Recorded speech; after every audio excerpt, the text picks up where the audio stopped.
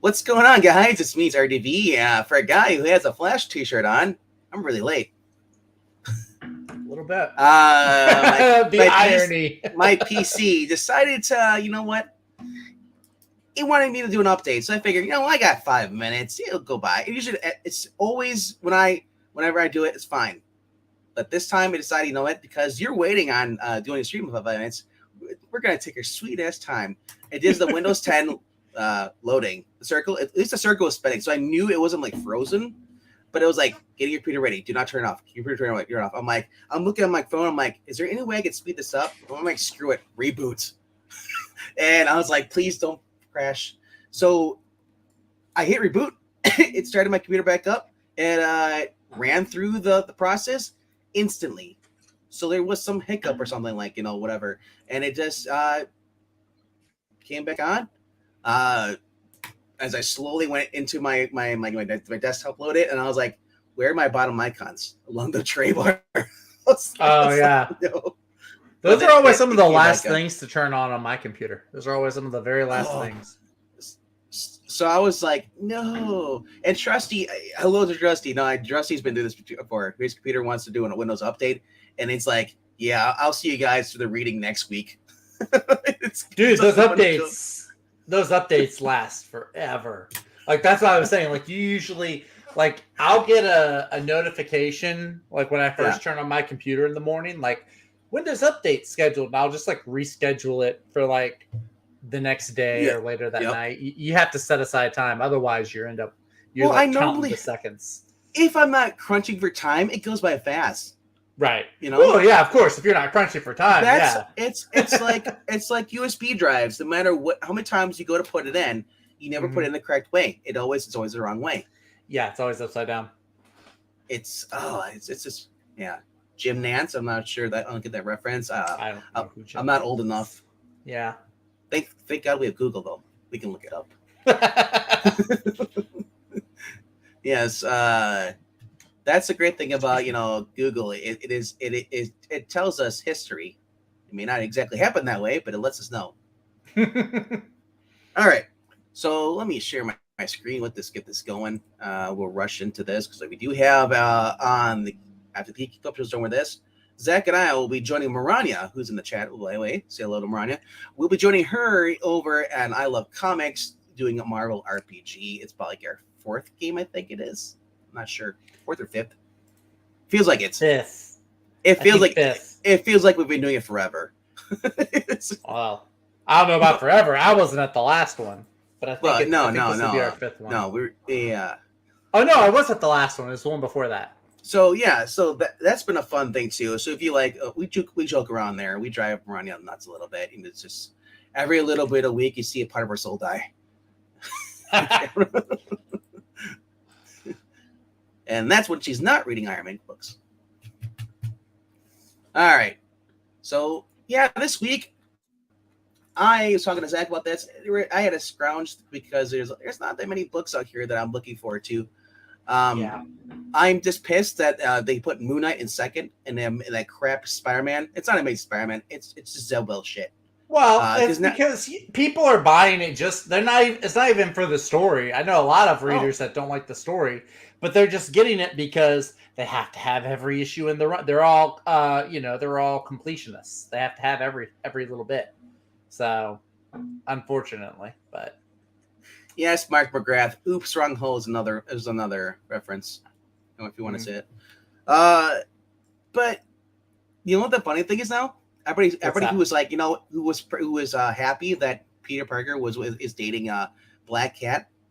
The last issue, apparently, Black Cat was flirting with her, Shocker, right in front of Peter. Oh no, I saw that. Yeah, I saw that. Yeah, I was like, what is this? I guarantee you, Peter will be single again, and Black Cat will hate him. They do not like that character, and it's clear. But anyway, I don't want to go into a Spider-Man rant. What are you talking about? It's Tuesday. You always end up going to a Spider-Man rant on Tuesday. It's because they always trigger me. I blame Marvel. All right, so get this ball rolling. I mean, I probably went. I don't remember who went first last time, but I'll go first. Get this Go for it. Yeah. My number 5 is Moon Knight. Or actually, no, sorry. Whoops, it's not Moon Knight. But About to say. number 5 That's a actually weird is pick. yeah, I was gonna say actually number 5 is Doctor Strange. Okay. Doctor Strange, meet Wong, Agent of Wand. Yes, he joined. This was a secret organization that was originally a Shield organization, or I guess they had for collecting mystical artifacts and all that stuff. Back in the Doctor Strange with Clea Strange, that was introduced in there. Mhm. Wong, who was basically dealing with that, and now I guess they're basically using magic super spy Pandora Peters. Yes, they brought PP back. Don't laugh, Zach.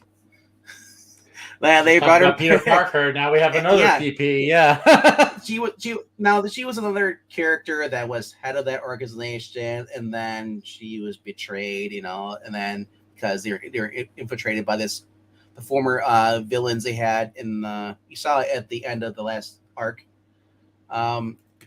So I guess they're going around, and then their first mission is to find a supernatural serial killer who not only destroys magic but eats it. I don't know. It sounds absurd. I've read weird comics before. I've seen the X-Men that they had Slimer knockoff. So it can't be any worse than that. Yeah, I'm curious to see what they do with this. The last issue I really highly praised because it was just a fun thing, sentimental thing. The whole parlay issue. It is cool to see Wong getting a little more upfront, more spotlight. Mm-hmm. I'm curious to see what's going on. I mean, Jed McKay pretty good on this. Why does Doctor Strange look like his head is on a spine? That looks really weird. Yep. On the cover, it looks like his head is on a spine. It's interesting. Yeah. Mystical spine. Yeah. I keep getting these ads and you're popping up on my thing too. Level Opera. This is the classic one, Marco's variant, I guess. So okay. As you can see, it's a callback to the first series. So the different versions of Strange. There's the one where you use Harvest. True Sword Supreme. Then there's the one before. I guess the 80s with the tall thing. I don't know. He left us on a cliffhanger the last issue at the end. Those who even care. Am I still here? You are your robot. The was delayed. It was delayed a little bit. Okay. I was like, maybe you shouldn't have rushed through that. Maybe you shouldn't have rushed through that update. All right. So whatever. If you I don't know if you heard everything, but the last issue I liked, it was Parlay. And we get to see more of basically the human side of Doctor Strange, and just proving why he is, deserving of the Sorcerer Supreme role, Now, I know some people are like, I don't like the idea of Clea Strange and being together, just like some people don't like the fact that Rogue and Gambit are married. They don't like kind of couples, they liked it better when they were kind of like, lovers, but not always like chasing one another. Like it's like Selena and Bruce. They don't want them together. But honestly, take. What? Them being together? No, not wanting characters to be married. That's such a weird take. Like for certain characters, I do agree. Bruce and Selena, that's an Earth one. Anything else though, it's like if it made continuity, it's like you always want you see this in manga all the time. The guy chasing after the girl, and it takes like 30 volumes or maybe 40 volumes for him to finally at the end for her to say, you know what, I like you too. Like the comics is always about milking that thing. Once you get to that point, they don't know how to, especially Western comics today. They've proven they don't know how to write characters that are married. Mm-hmm. But for Bruce and Selena, it makes sense that you should never have them together because Bruce is basically Batman.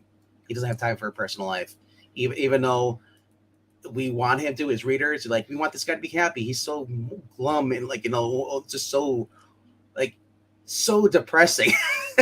but they've shown you can have him not be in a relationship and still be kind of happy. You know, introducing Damien was another thing, but we'll not get into the legacies part. You know, I don't want to trigger Ash, but as far as Clea and Doctor Strange, it's new for me.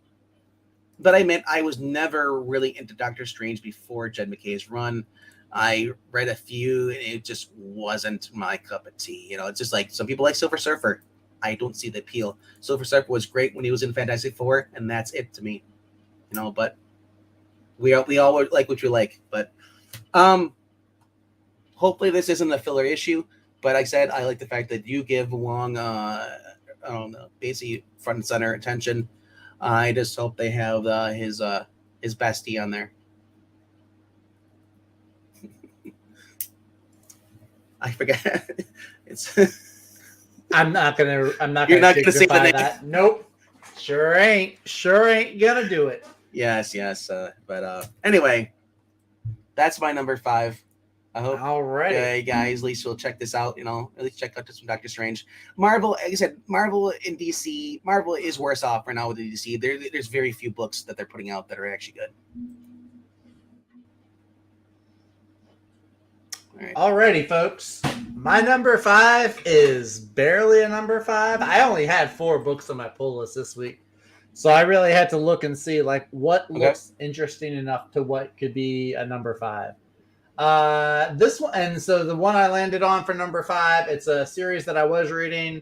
I ended up dropping it. I'll probably pick it back up once the new writer comes on to take it on, which is J. Michael Straczynski. But this week is the Omega. I think it's the final issue of the Captain America Cold War crossover with Steve Rogers and Sam Wilson. It is being written by Jackson Lansing and Colin Kelly, who have been doing the Steve Rogers story, which has been pretty good for the most part. It does also have the guy who's writing the Sam Wilson, the Symbol of Truth series, which I have not read. The art has been pretty good. The Stuart Eminem art has looked good. But this is the conclusion. It looks like it picks up right after the last thing that I read, which is where they unleashed a bunch of Dimension Z monsters. They're going back to Dimension Z, the stuff that happened with Steve Rogers' adopted son, Ian, who was, I believe he was Arnim Zola's son that Cap then adopted and tried to raise up the right way. The art on the other issue is pretty good. Now, this doesn't have Carmen Canero's art. Her art in the Sentinel of Liberty was really, really good. Probably one of the best parts of that series. She's not in this, which is kind of a bummer for me. But still, I more than anything, I want to read it just so I can see when J. Michael Straczynski takes over, like what will he be taking over? Like how much of this will he use? Will he forget some of it? I just kind of want to know, like going into his run or going into his story, what he's gonna have on his on his plate. Here's my biggest fear with Marvel. Now we have Iron Rodgers. He'll be the next Captain America. They don't know how to let Steve be the only Captain America. We already have. They keep creating Captain Americas. I'm hoping Marvel doesn't decide. You know what? Well, to my knowledge, Sam Wilson's run is ending too. His comic, I think, is ending too. He'll still be in the Avengers book, but I don't think he's going to have his own Captain America title going forward. So there will only be one Captain America title, which will be the Steve Rogers one that we know of. Yeah. You know? Well, I know there's also the one shot. I think it's J.M. DeMatteis writing, or it's one of the more classic writers. J. Michael Straczynski has the new ongoing, but I think DeMatteis has a one shot coming up too, which should be I'm just saying, whenever they introduce more and more characters, and I'm just saying, like, who else is going to become Captain America while Steve gets pushed further to the side as being a fossil and not relevant anymore. Mm-hmm. Yeah, but like I said, I wasn't even thinking about picking this up. I had 4. I just needed a 5th one. And so I called this one off the bench. So there is a Ed Brubaker book coming out this week too. Yeah, but that's like a full book. I'm talking about like a single issue. Yeah, of course. Yeah. I do want to pick it up. It's $25. So we'll see. Well, I may wait for it to see if it comes down. Or I might get it off In Stock Trades. I was gonna say In Stock Trades or Organic Comics. Organic Price Books, yeah. Or whatever that is, yeah. Yeah. 50 Captain Americas, one for each state. That's what they did with the Avengers during the Initiative. 50 State Initiative. Yeah, I missed that. That was actually a pretty interesting run. But yeah, that's my number 5. Now we can get into the books that I really care about. What I miss is the Great Lake Avengers. I don't miss the Great Lake Avengers. I actually like Squirrel Girl better when she was the nanny for Luke Cage and Jessica Jones. When she fought with Wolverine. That part was weird. We're not going to get into that, though. All right, moving on. All right. Go to my number 4 this week. Now, this is my number 4 doesn't mean it's a bad book. It just means that it's the of this. I do like the writer. I just never been a fan of the character. And it's Green Lantern number 2. Maybe this book will change my opinion. And maybe it will launch up higher in my rank. Did you not like number 1? First one was all right. It wasn't the best. Like I said, it's not nothing knock on Jeremy Adams. I've just never been a Green Lantern guy. All right. Oh, yeah. So that being said, if I'm not roboting. No, you're not anymore. You were on a delay, but I think you're back. Yeah, I'm using Opera, and Opera is being a dick. You need to get a new web browser. Well, I started using Opera because I like the fact I could switch between tabs. Anyway, so Green Lantern, he's grounded on Earth. We know that Sinestro is there too, and we also know that Sinestro is the reason why Hal and John and Kyle are all grounded on Earth. It's been a pretty good story. Even the John Stewart backup story from the first issue was really good too. Phil Johnson writing it. And obviously we learned that Carol Ferris doesn't want to get back together with Hal. She's engaged to somebody else. This reminds me of when Hal was a Spectre and he came back and he's like, hey Carol. And she's like, I'm married. I like happy endings, as far as relationships, but obviously, the problem I've always had with Green Lantern is it's either they're together or they're not together. At this point, choose. Quit rush, it's just whiplash, and the point where I like it when Hal's nowhere near Carol. At this point, if you're gonna have a Green Lantern story, but like I said, we get to have Kilowog in this. I like the cover. I like Kilowog. He's in the trailer. He's we got, and he's cooking them food. But let's see. I said Jeremy Adams is proven to be a good writer. I want to see where this goes. So that's why it's at my number 4. Alrighty. My number 4 is a book from Image Comics. Actually, I have several Image Comics on my pull list this week. But yeah, this one was a series that started a long time ago. And they just picked it back up, and they didn't renumber it. Ash and you briefly talked about this last night on the late night comic stream. But Battle Chasers, number 10, from Joe Madureira and Ludo Lullaby, who is not the original artist, but his work does look really good. It has like a 90s video game vibe to it. I will admit, I'm mostly excited because I like Joe Madureira. I'm kind of bummed he's not doing the art. I like Joe Madureira's art style. It's the only good thing about Ultimates 3. The story is not.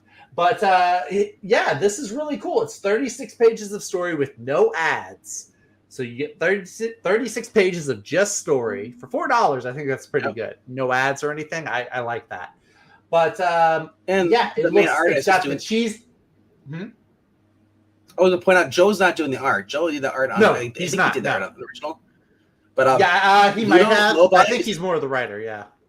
Ludo Lullaby is doing the cover art here. So that's the main interior artist, and it really gives off like an anime or manga. It does kind of have an anime or a Street Fighter vibe to it. As I said Street Fighter last night. Which I kind of dig.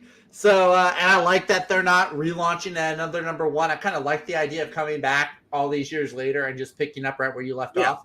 I have read some of the original Battle Chasers, never like the whole first 9 issues, I need to go see if they have like a collection or a trade of those somewhere.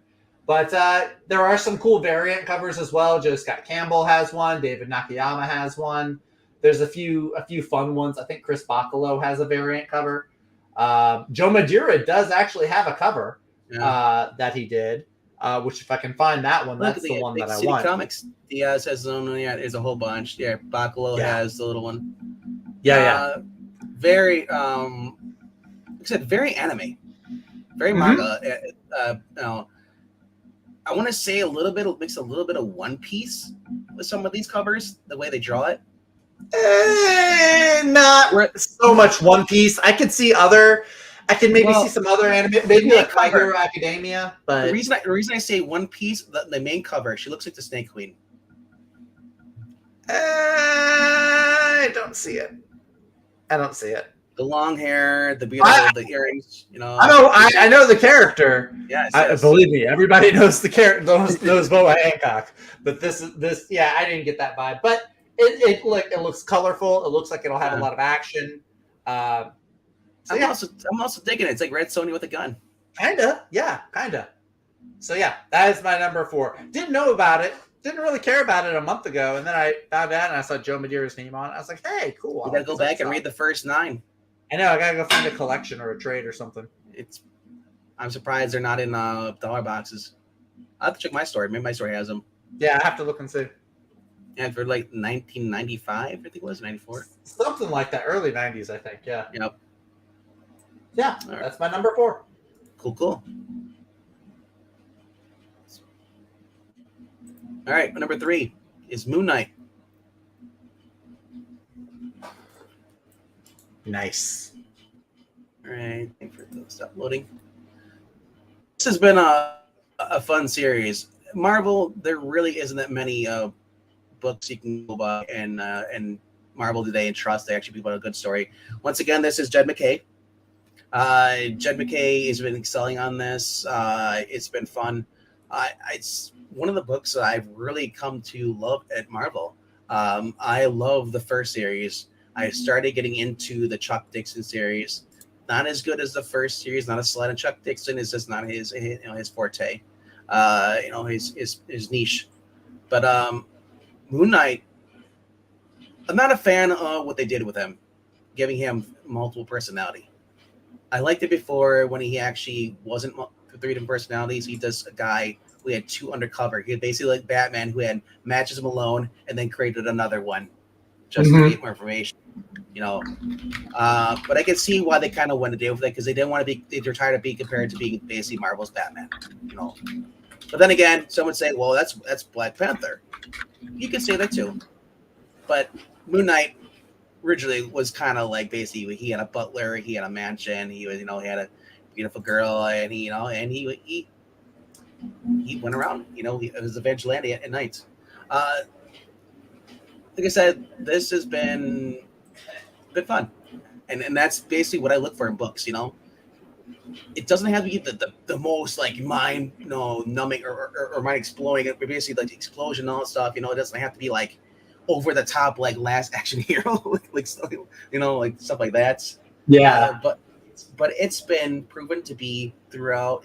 Just continuing to be giving us what you want. Jed MacKay knows what he's writing, and you read his Moon Knight, you know what you're getting, and he's not deviating from that. He's not adding in, here, look at this Mary Sue character, look at this,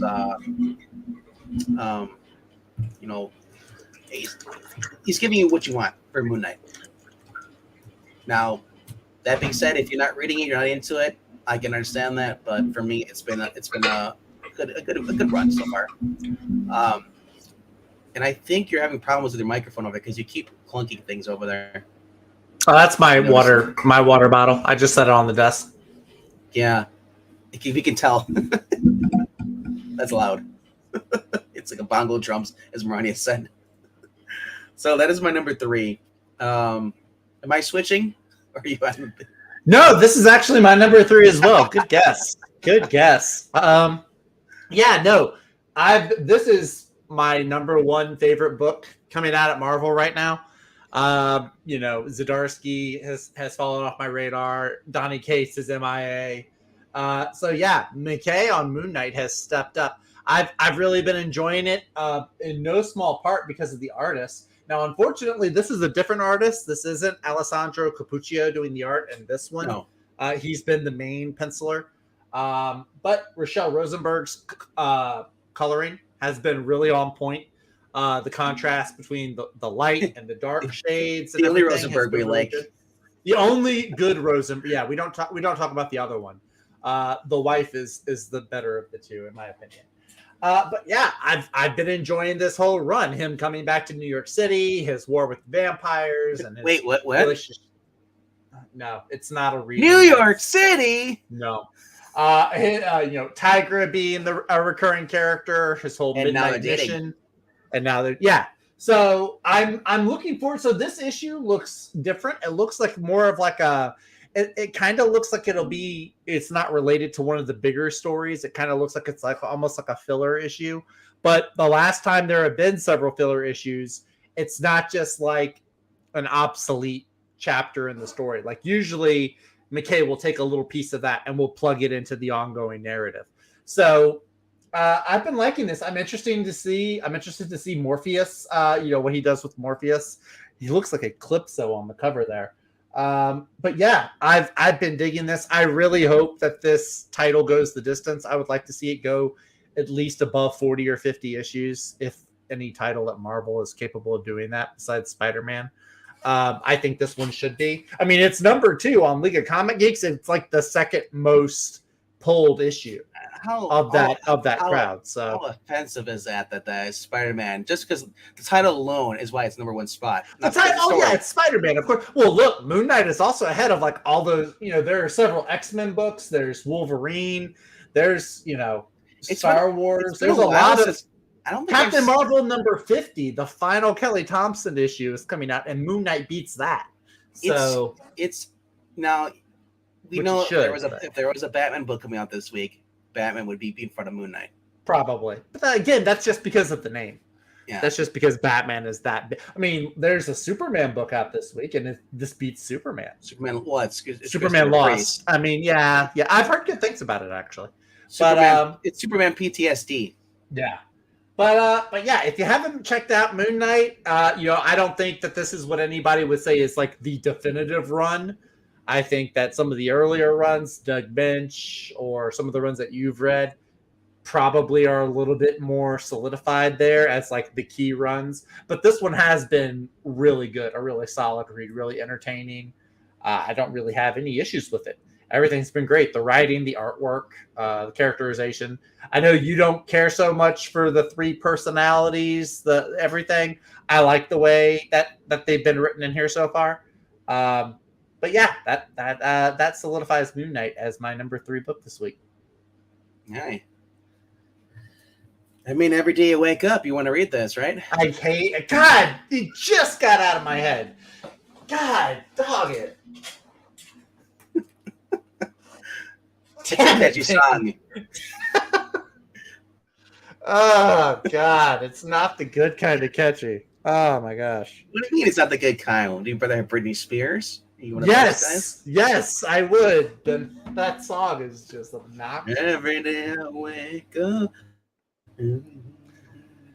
Oh, what's your number 2, sir? My number 2 is a book that we came across a while back, and it's just something kind of epic, something epic. This has been a crazy first issue as a kid since he's been little. He's been born. He lives in an imaginary world, and he's having problems with school. He only has a mom. His dad passed away. We learned that his dad was a writer or an artist like that, and this as we saw, and just basically he's struggling in school. He's not paying attention. So his mom, thinks he's gonna take him to a shrink, and she's just stressing out, and he goes out. You see him. He's walking, and he comes around this other guy. He's another guy who basically talks to just imaginary, uh, you know, people as well. And he's like, and you get a little hint. He's like, wait, he's not. This isn't his imagination. He actually can see these are actually. He sees kind of plays. He's like, mostly he sees creations, ones that never made it big. They were unfinished creations. So and so as you see, a lot of these, these are not nobodies. He has Dracula who lives up, up in his attic. And it's just like it's kind of like Page Master. Do you remember that with Macaulay Culkin? I never saw that one. When the books came alive. Okay. And honestly, I'm curious where this is going to go because I just kept thinking like, this is so crazy, but also like creative. It lives up to this title. It's something epic, and this is Seismic Krudansky, who you've seen before in different artworks. I'm pretty sure this is the same guy who just did that A Town Called Terror, and I believe that he worked on 30 Days of Night. Okay. Yeah, 30 Days. No, yeah, that one, Thriller. So you recognize the artwork and him doing the cover art. That's your two. That's his art, and like it is. The cause obviously you see like you see it might be like what there might be Bell or there might be Howard the Duck or something like that, and then like you just see all these different creations. I'm curious where this is going to go, because it's very hard. It's heart wrenching because this is especially if you grew up with only a single parent, and she's living by paycheck to paycheck. It almost seems like a '90s movie, doesn't it? You'd say. I could see it kind of gives some like you remember Indian in the Cupboard? Same thing. It kind of gives off the. I was thinking it's a little bit of that, and then it kind of reminds me of Sean Gordon Murphy's book, Plot Holes, where it's like all the different comic characters. Like one's a manga, one's a comic strip. It's like these different art styles for each character. So yeah, it kind of it kind of symbolizes like a marriage of the two. That's in my opinion. Crap. What the hell is that ad popping up on there? Can't show that. That was bad. So, I haven't read the first one. I know you and Ash talked about it, but I may have to see if I can find the first one and then check this one out, or find the collection. I like the Back to the Future variant though. That's cool. Yeah, it's looking at that. There's any of the G.I. Joe.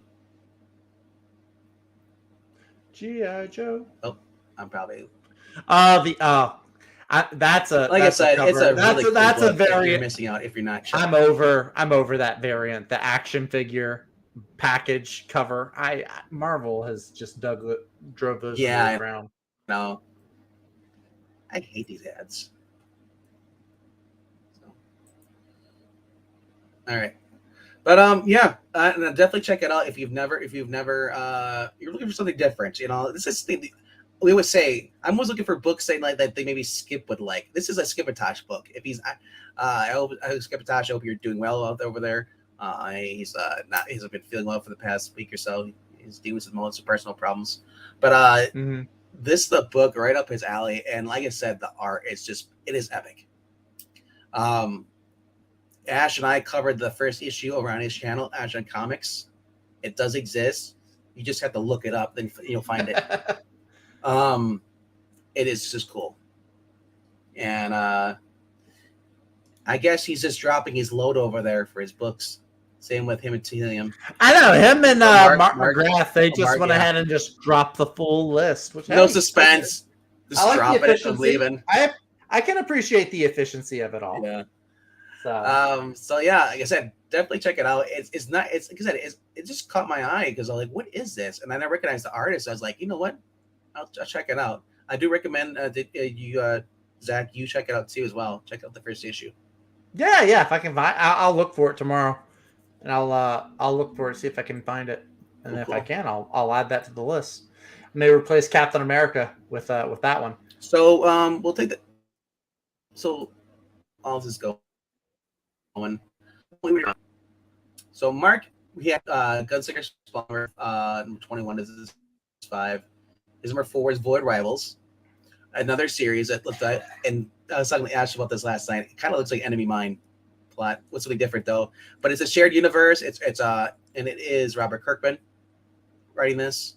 It's a new book by Robert Kirkman. In a shared universe. Yeah. So we were speculating that it might be shared with either G.I. Joe or Transformers. Or both. You know, but basically two rivals in a war are trapped. They are trapped on a planet, and something else is with them too. And they're gonna have to work together to survive. Enemy mine. But I'm curious to know. It's Robert Kirkman. It'll be epic. Monarch is his number 3. All right, and then Ash's number 3 is Void Rivals. Oh, Ash is getting 3 books this week? Oh, wow. Okay. Yeah. Very all right. Cool. Undead Quinn, I think, is only getting 2 books this week because he says Green Lantern is his number 2. I didn't see him list anything before that. Did he only drop a list? Or was it? No, I don't believe so. I didn't see him. All right, I guess he didn't. He usually just drops a whole load too. All right, we gotta stop talking about dropping loads. It's getting ridiculous. Okay. Meanwhile, going on to my number 2. Actually, speaking of Void Rivals, that is my number 2 book of the week this week. I have been looking forward to a new Robert Kirkman series ever since Firepower went on hold. But it is coming back pretty soon, so excited about that. Didn't really know what to expect of this. I mean, I knew the synopsis: 2 enemy pilots. They kind of get stuck on the same world, and it sounds like they have to team up. So I was like, okay. And the art style looks interesting. I'm not super familiar with Lorenzo De Felici. It reminds me of something. I can't quite say what, though. I can't put my finger on it. I believe he worked on Chroma. Okay, I haven't read Chroma. I read like the little, like there was like the Chroma number 1, like a little prologue to it that I read. Didn't read Chroma though. Ash is probably rolling his eyes at me. Yeah, no, Void Rivals already kind of had my attention just because Kirkman was the writer. And then about a week ago, word came out that not only did Skybound and Image Comics, not only did they end up getting the license for G.I. Joe and Transformers as they're leaving IDW. Ash and I were speculating. What if the planet they're on, they crashed on, is Cybertron?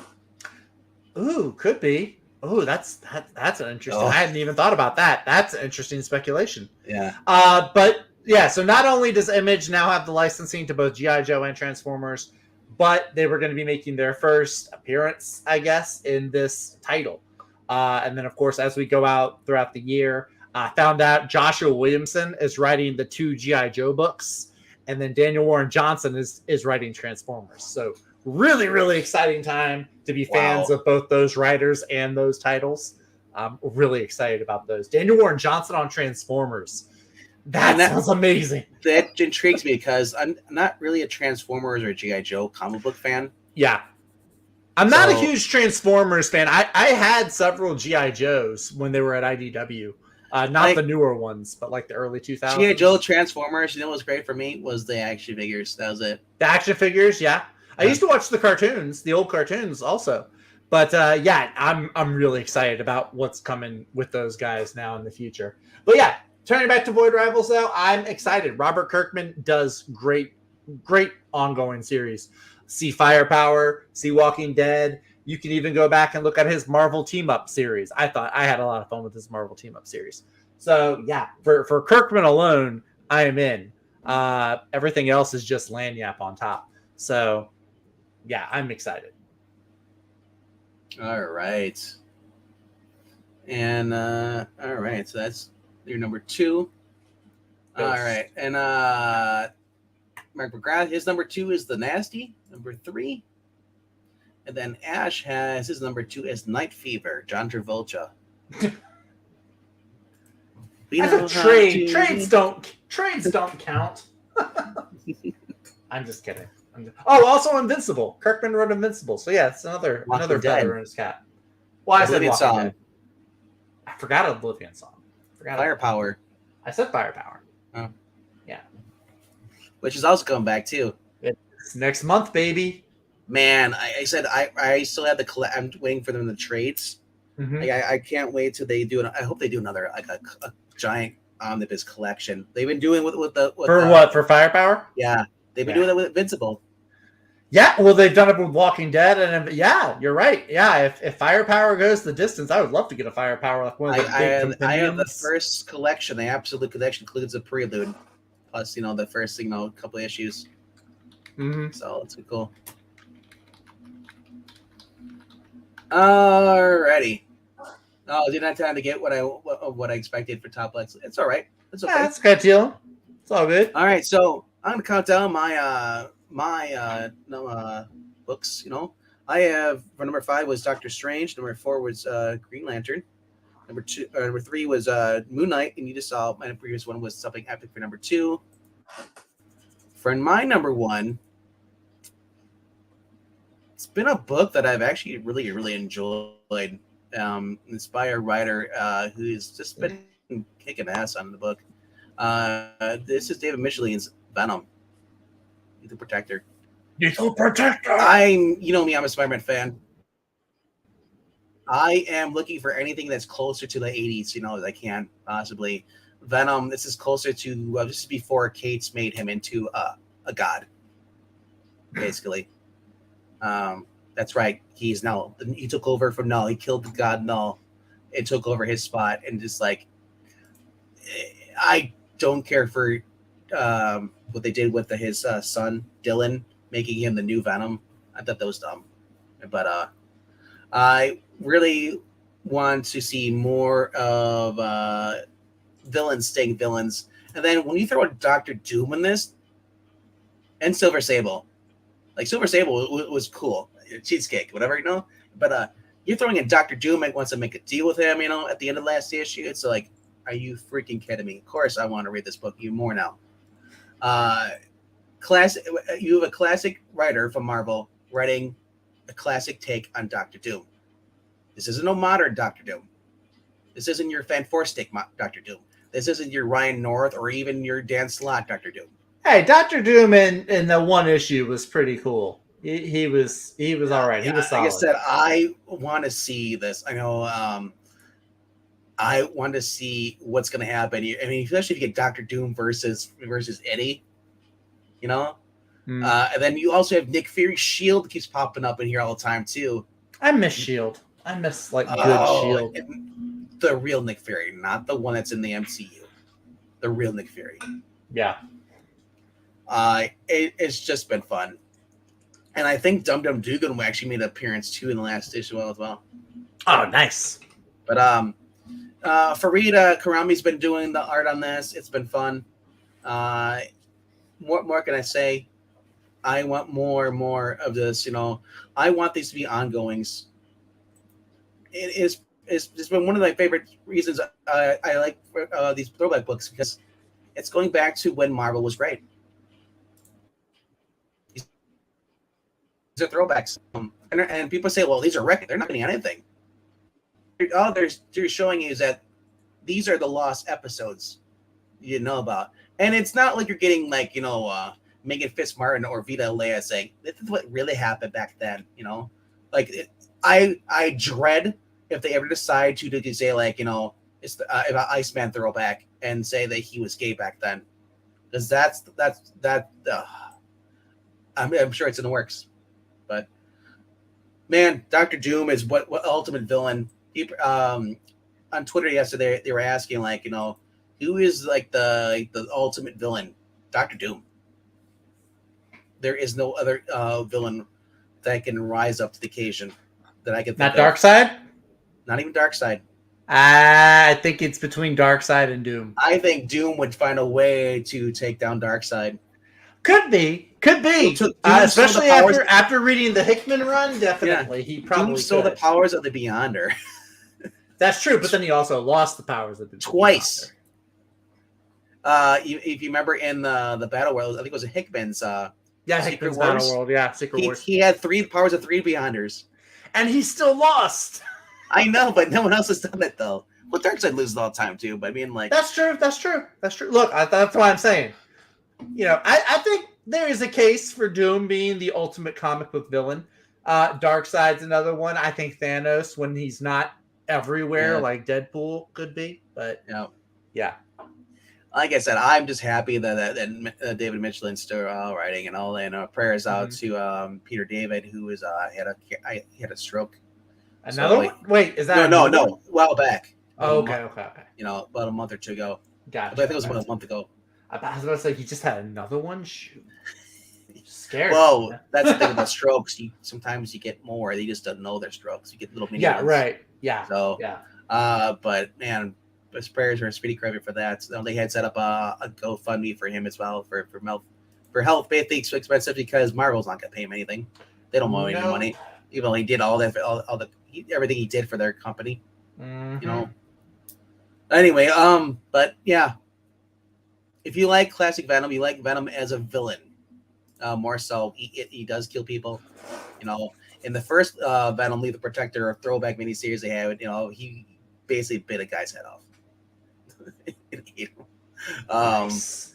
But I guess I just wish they could use Spider-Man in this. Like, if Peter David had Spider-Man in his Joe Fixit series, I would have loved to have Venom be like, because Venom hates Spider-Man at this point. Mm-hmm. He was like going to in this series. He's like, and he's like, I need what to do today. And he sees Spider-Man go by. He's like, oh, that's all right. I need to go kill Spider-Man. He's just gonna kill him. But then he got distracted again because someone attacked him. Like I said, I want to see maybe Spider-Man crossover, but I think he works pretty well so far. Having his own little thing. But as long as they keep him like not redeemed hero, that's the thing. I don't want Brock as a hero. As much as I like the Cancer Venom run, I do like him better as a villain.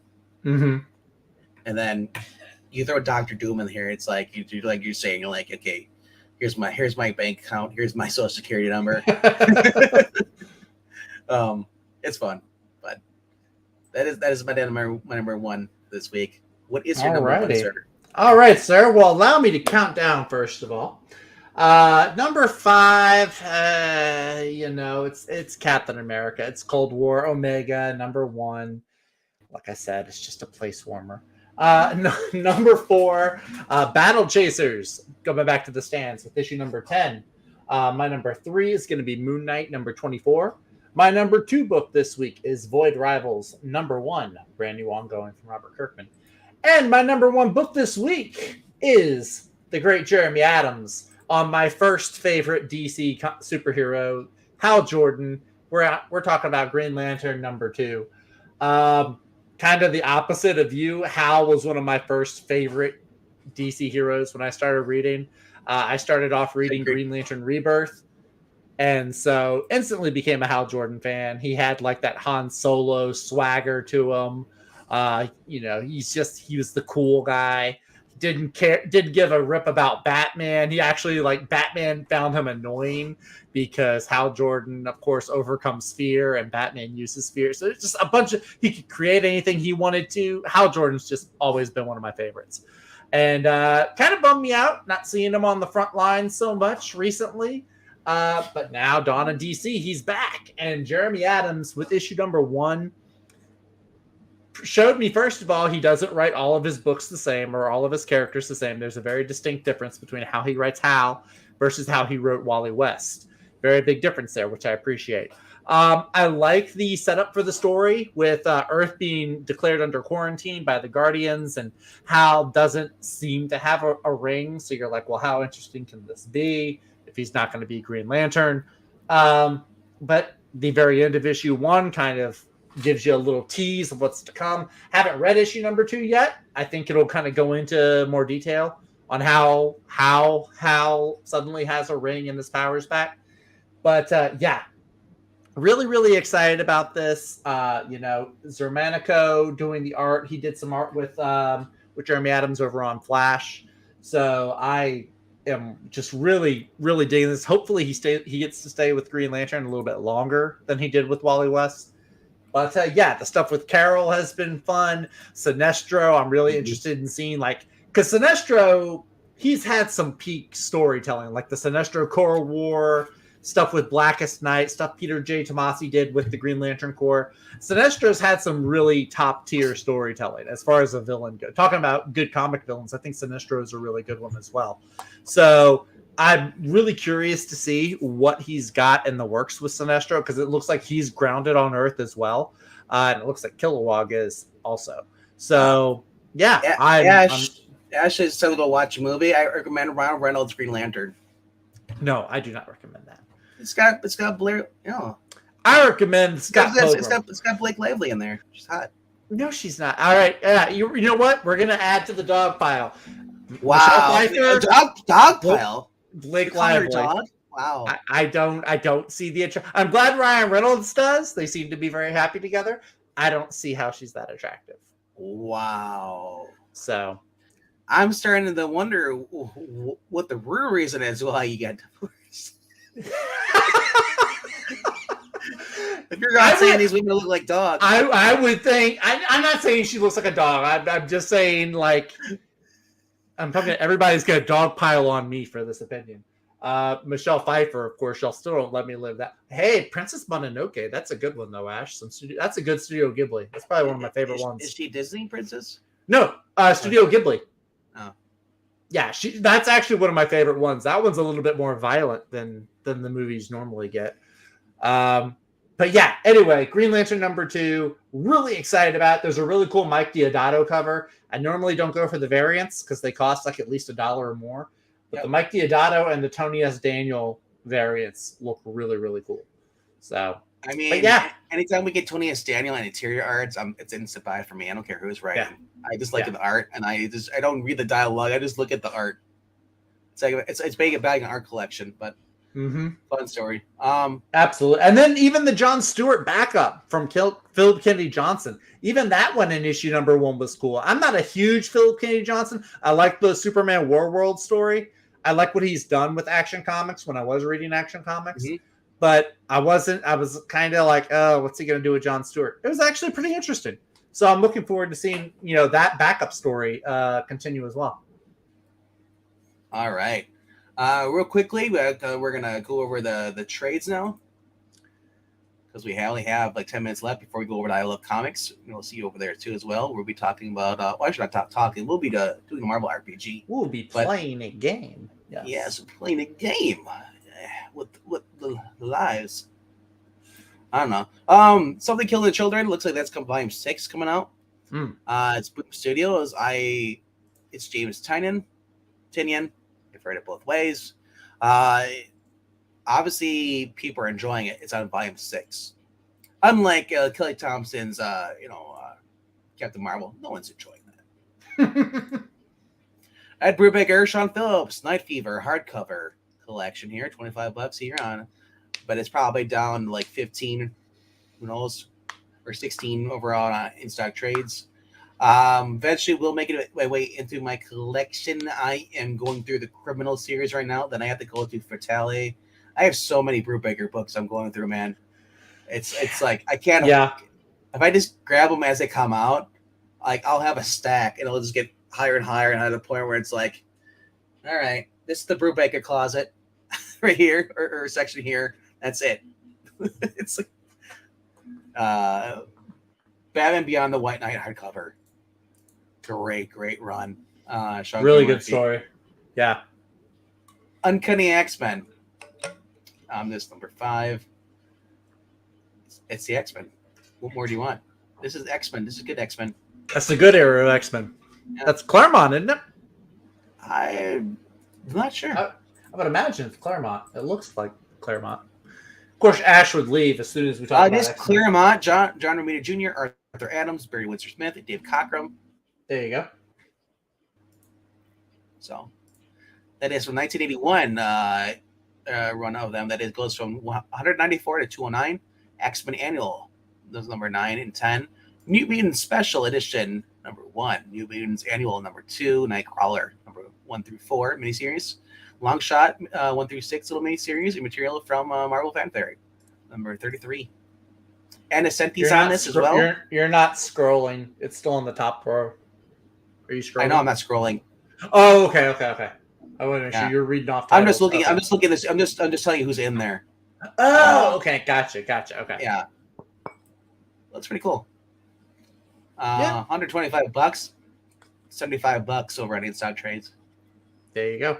I found did I tell you I found JSA Omnibus Volume 1 on Organic Yeah, you Price did. Books? And you're sending it to me. Yeah, sure. I'll set the alarm clock for you so you can wake up from that dream. There's a Superman. I've never read that one. Camelot Falls. It looks like it's 2000s. Yeah, it's got to be before Infinite Crisis. Kurt Busiek, Carlos Pacheco. Oh, nice. Okay. Ooh, I like Pacheco. Superman returns in Superman's world. He's happily married, and her gang is on the run. And Metropolis stands a shining example of a modern-day Camelot. But when ancient sorcerer prophesies that Camelot will fall, it collects 654 through 658, 662 through 664, 667, and annuals. Superman Annual number 13. Here's the brand new introduction for Kurt Busiek. $40 for 288 pages. Nice. Heck yeah. Kurt Busiek. Carlos Pacheco. Shoot, you had me at Carlos Pacheco. But Kurt This Busiek's is pre-52. Yeah. So the good era. Yeah, definitely worth reading. I'll get there eventually. I'm going through the triangle right now. X-Force Epic Collection, Armageddon Now. Absolute edition of Dark Knight Earth Metal. Another if you're one. into that. There's a Murder World, but we don't care about this because it's we're not talking about Murder World. We're not talking about that first book either. I know. Seeking Vegas with Martin. Last Ronin. Nice. That's just the covers. Yeah, I saw that. Wow. But Google Power Rangers Book 2 Deluxe Hardcore Edition. If it's Ryan Parrott, I'm tempted. I heard that I've been hearing good things about Power Rangers. Isn't he the one that wrote the crossover between the Turtles and the Power Rangers? Yep. Yeah. The Exiled. Fun book. I'm not sure it's worth $50. That being said, go to in-stock trades, see if you can find it for cheaper. Don't bother with Teen Titans Academy, y'all. Don't do it. I read it, so you don't have to. Don't do it. The cover does look nice, though. I do like the cover. And then that's it. Yeah. Loki, God of Stories. He's the God of Mischief. First, that's a Frank Cho variant too. Yeah, but it's not a woman. It's not woman Loki. If it was woman Loki, maybe it'd look better. You prefer female Loki? If it's Frank Cho drawing, yes, 100%. Also, that alternate for the X-Men Omnibus is cool. That's the Wolverine with the adamantium coming out of his bones. Yeah. That's cool. I like that. All right, kids. We're going to call it. I am going to go quickly scarf down dinner before I have to go over the I Love Comics. We'll be starting in just a few minutes. Check us out over there. Hope you guys had fun. We did read off Mark's number one. Mark's number one book this week. I saw Undead Quins. Mark's number one book is Old Dog, number 5.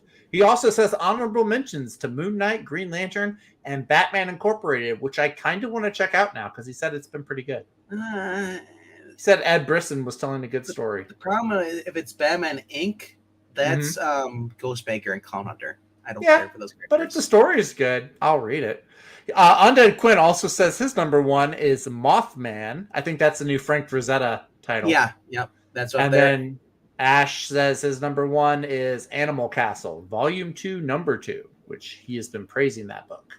Awesome, kid. Dude. Yeah.